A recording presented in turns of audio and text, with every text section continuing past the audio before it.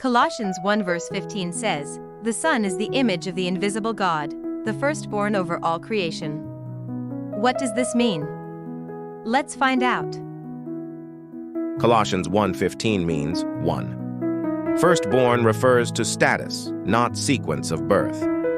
In the Bible, firstborn, Greek prototokos, especially in the Old Testament and Jewish culture, often refers to rank, preeminence, or inheritance rights, not merely being the first created. Example: David is called firstborn, even though he was the youngest of 8 brothers. Psalm 89:27. I will make him my firstborn, the highest of the kings of the earth.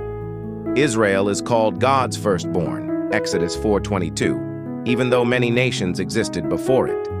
So, in Colossians 1:15, Paul is declaring that Jesus holds the highest rank over all creation, not that he is a created being.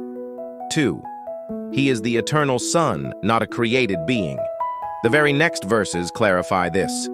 For in him all things were created, things in heaven and on earth. All things have been created through him and for him. Colossians 1:16. If all things were created through him, then he himself cannot be a created thing. 3. Jesus is the image of the invisible God. This affirms his divine nature. Jesus perfectly reveals and represents God to creation. He is God made visible. See also John 1:1, John 1:18, Hebrews 1:3. What it does not mean.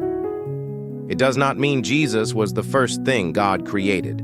That is a misinterpretation used by groups like Jehovah's Witnesses.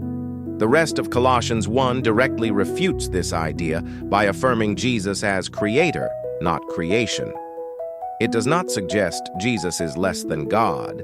In fact, Colossians 1 and the entire New Testament assert his full deity, Colossians 2:9.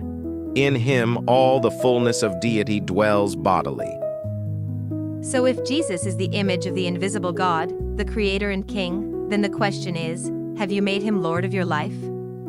Respond to him today.